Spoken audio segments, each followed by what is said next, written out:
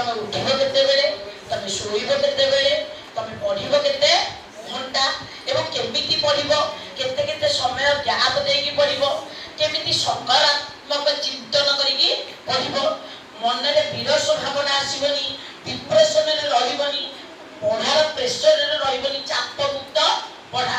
ପାଠ ପଢୁଥିବ, ପାଠଟା ହଉଛି ଆମର ଆନନ୍ଦଦାୟକ ଶିକ୍ଷା। ଆମେ ଶିକ୍ଷା ସମସ୍ତେ କ୍ଲାସରେ ଶିକ୍ଷକ ଶିକ୍ଷୟିତ୍ରୀ ମାନେ ପଢଉଛନ୍ତି।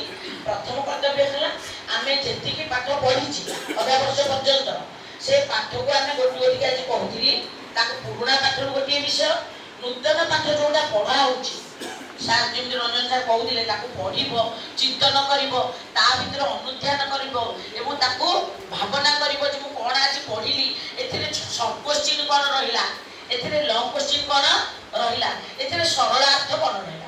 ଆଜିର ଆମ ବିଷୟବସ୍ତୁ ଥିଲା କଣ, ନରେନ୍ଦ୍ର ବିବେକାନନ୍ଦ।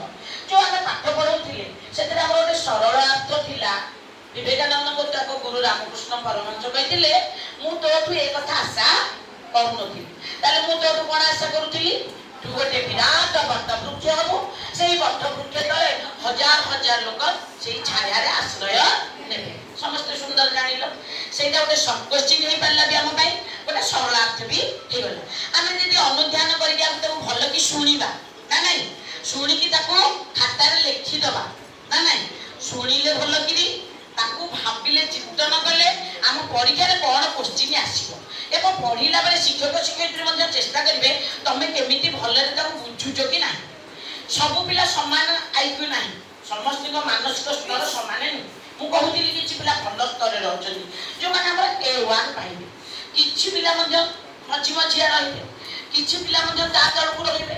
କିନ୍ତୁ ଆମେ ସମସ୍ତେ ଚେଷ୍ଟା କରିବା ଆମେ ସମସ୍ତେ କେମିତି କଣ କରିବା, ନିଶ୍ଚିତ ଭାବରେ କ୍ଲାସରେ ଉତ୍ତୀର୍ଣ୍ଣ ହବ। ଆମେ 100ରୁ 100%, ଗତ ବର୍ଷ ଆମ ସ୍କୁଲ କଣ ଥିଲା 100ରୁ 100 ପିଲା କଣ କରିଥିଲେ, ପାସ୍ କରିଥିଲେ। ଆମେ ଏ ବର୍ଷ ବି ଚେଷ୍ଟା କରିବା 100ରୁ 100 ପାସ୍ କରିବେ। ମୁଁ ଏମାନଙ୍କୁ କହୁଥିଲି ତମେ ମାନେ ଭଲ ପିଲା ଅଛ, ଯୋଉମାନେ ଭଲ, ଯାହା ପାଖରେ ଧୀ ଶକ୍ତି ଅଛି, ଯାହାର ଅଛି ସେ ମାକୁ, ଯାହାର